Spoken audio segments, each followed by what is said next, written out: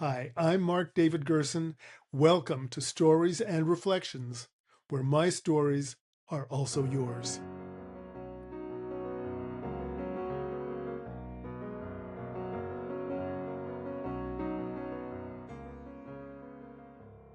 If you follow me on social media at all, you'll know that I talk a lot about my dog Kiri. In fact, he's sitting right next to me here. I share lots of pictures of him too, because well, isn't that what social media is for? Besides, the photos I post of Kiri get far more action and far more traction than anything else I post. Now, Kiri isn't my first dog, but he is my first in a long while, in more than 20 years. My first dog even longer ago was Lucky, a terrier spaniel mix I nagged my reluctant and highly resistant mother to letting me have when I was 13. I'd seen him in a pet store, and it had been love at first sight. I have lots of stories about Lucky, but today's isn't about her. And it isn't about Kiri either, even though I have even more stories about him. Today's story is about the only other full-time dog in my life, the one that came in between Lucky and Kiri.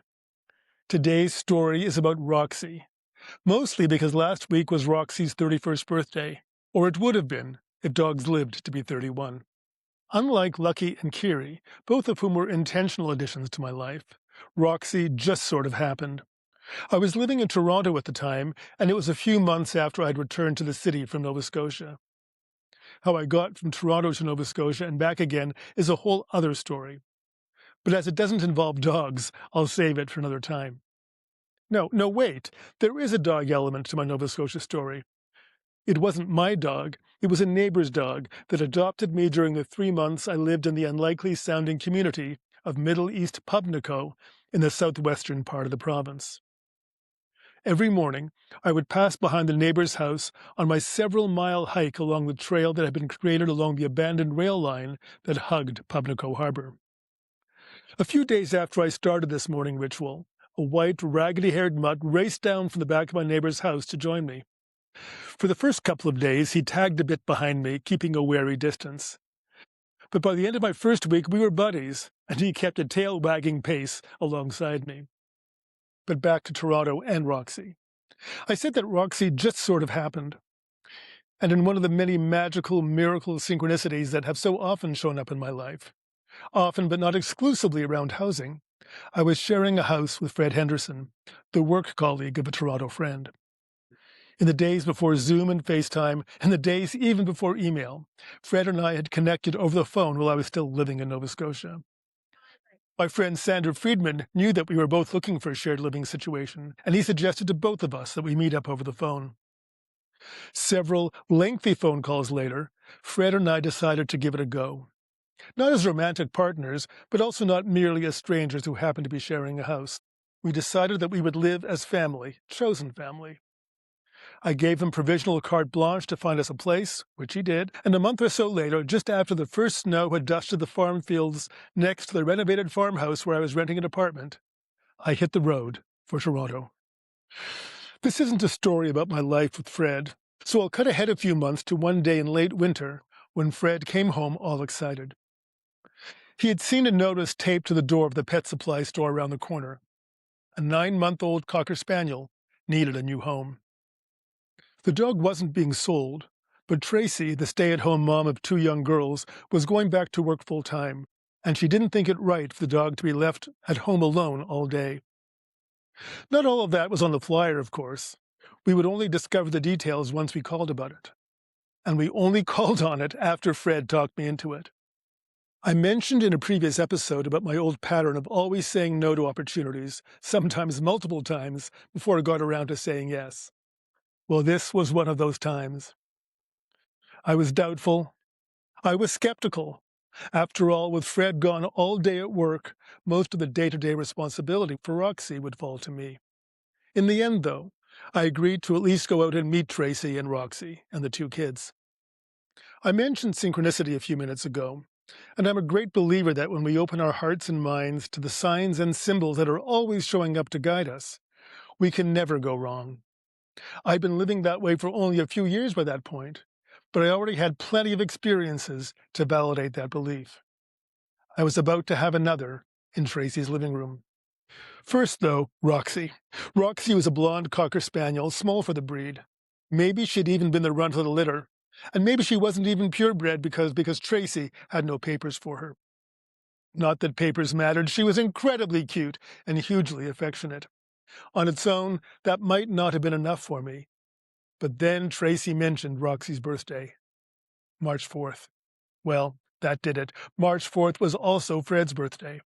We took Roxy home that afternoon, and the only condition of our adoption was that Tracy and her daughters could come by every now and again to take the dog for a walk.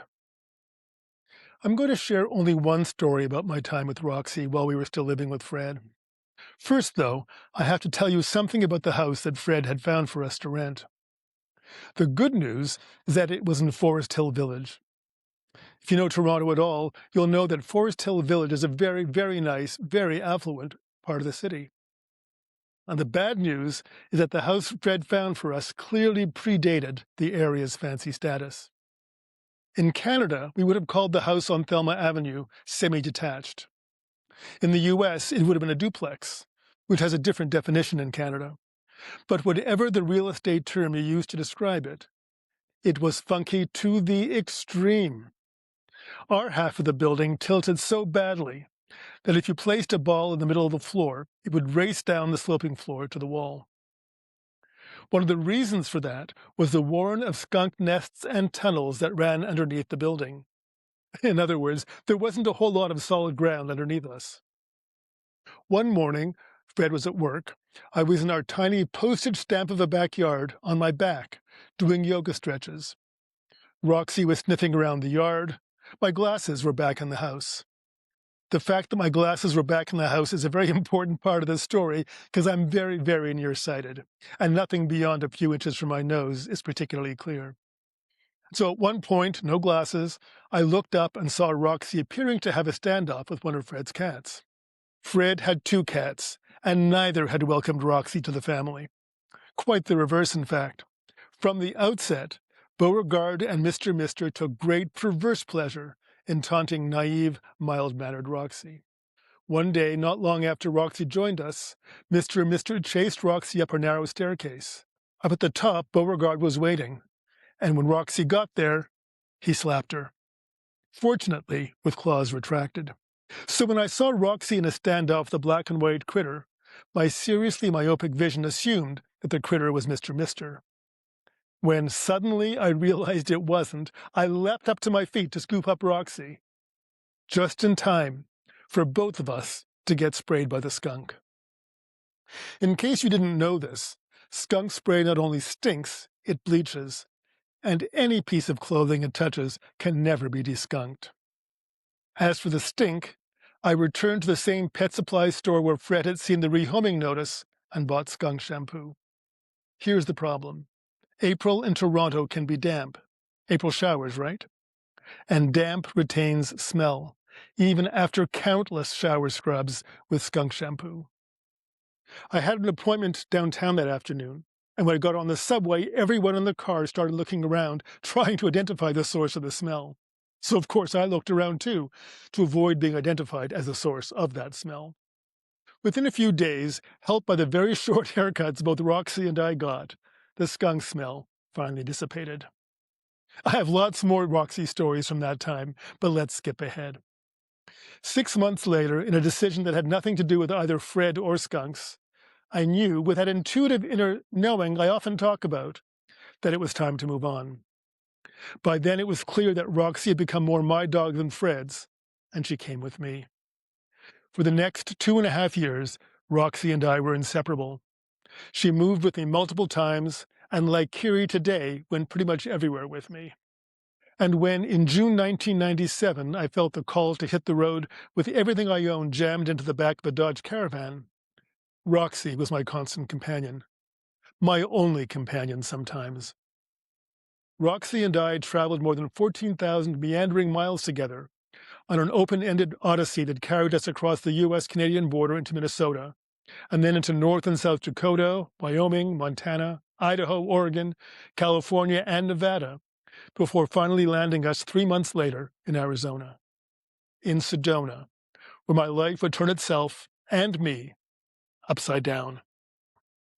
9 months after getting to Sedona, I was married. 6 months after that, I discovered I would soon be a father.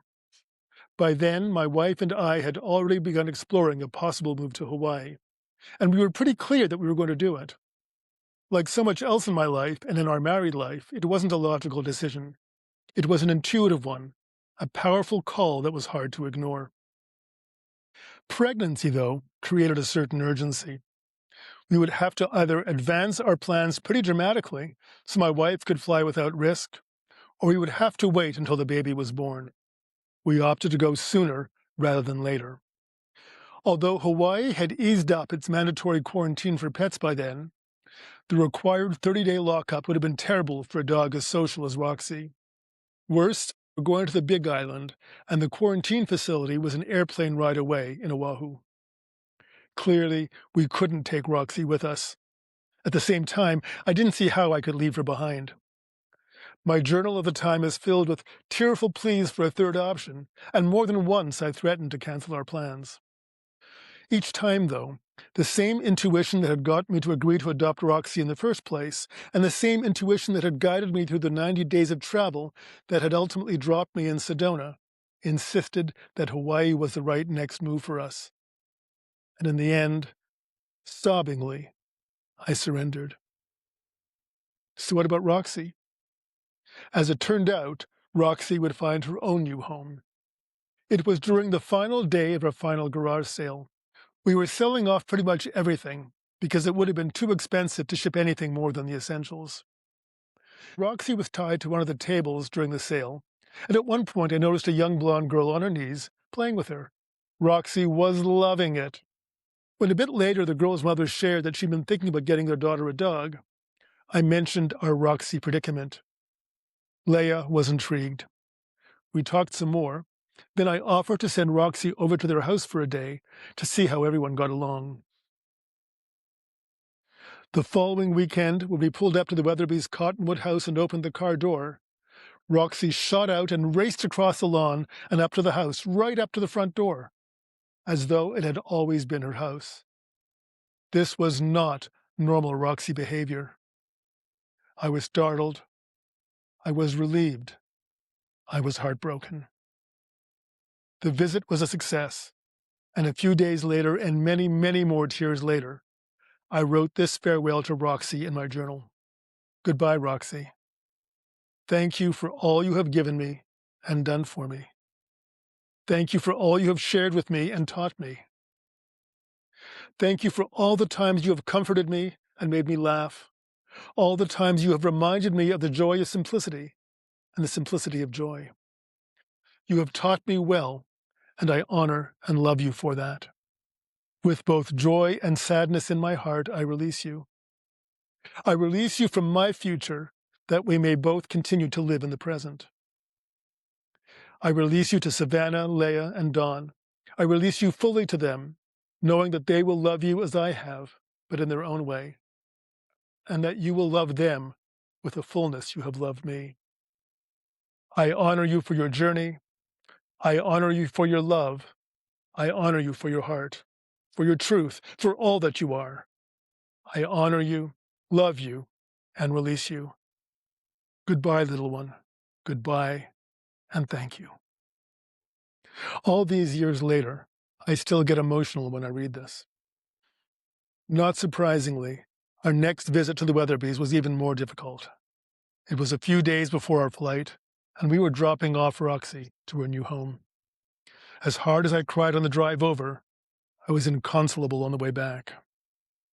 Soon, though, the final preparations for leaving, the necessary tasks once we arrived, pushed Roxy from my mind, but never, never from my heart. Given how challenging our 3.5 years in Hawaii turned out to be, it would be easy to second-guess the decision to leave Sedona and Roxy behind. Yet, as I've said here so often before, and as I've written in some way in pretty much all my books, I've learned to trust the existence of an infinite mind whose wisdom transcends the very finite nature of my human mind. Call it God, higher self, source, great spirit, or great pumpkin. It isn't an energy that's separate from me. It certainly isn't a white-bearded, white-robed gentleman gazing down from on high. Whatever it is, it's something that is both within me and of which I'm a part. And whatever it is, it's definitely wiser and smarter than I am. It's what got me to Nova Scotia. It's what brought Fred and Roxy into my life, and the skunk too. It's what got me to Sedona and gave me a new life in a new country. It's what turned me into a father. It's what got me to Hawaii. It's what has written all my books. It's what's responsible for these podcasts. It's even what brought Kiri into my life. As for Hawaii, yes, it was hard, excruciatingly hard at times. So hard that I've lost track of all the times I wanted to get the hell out. Problem is, you can't drive off an island in the middle of the Pacific. Hawaii stretched me, nearly to breaking. Yet in stretching me, Hawaii also grew me. Living in Hawaii was a master class in personal growth, spiritual growth, every kind of growth.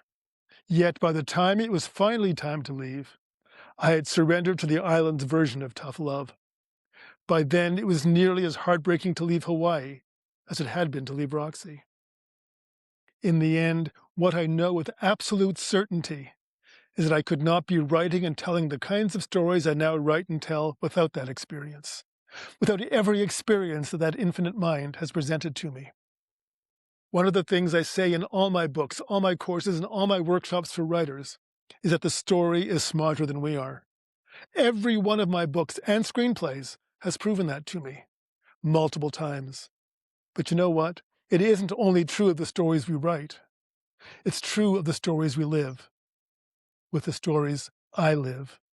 From the earliest days of my spiritual awakening and awareness more than 30 years ago to today, through the tens and tens of thousands of miles I've journeyed and the scores of places I've lived along those roads, through every choice and decision I have made that has been inspired and guided by that infinite mind, through all that, the stories I live have proven themselves to be hugely smarter, wiser, more insightful, and more prescient than anything my conscious mind could ever have conjured up. It's true for me, but it's also true for you. And if it isn't yet, it can be, if you let it. When we listen and act from the heart, from the core of our inner beingness, from that infinite place we can all access if we choose to acknowledge, access, and trust it, the story knows best. My story, your story, everyone's story. Always.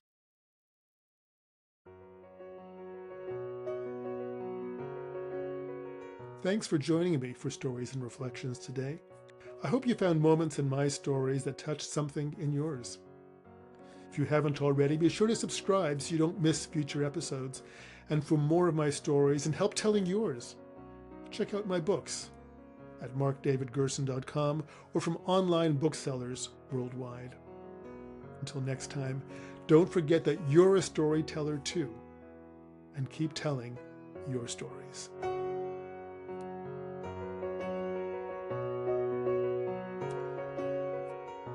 The intro and outro music for today's episode is Heartwarming by Kevin MacLeod from Incompetech.com, licensed under Creative Commons.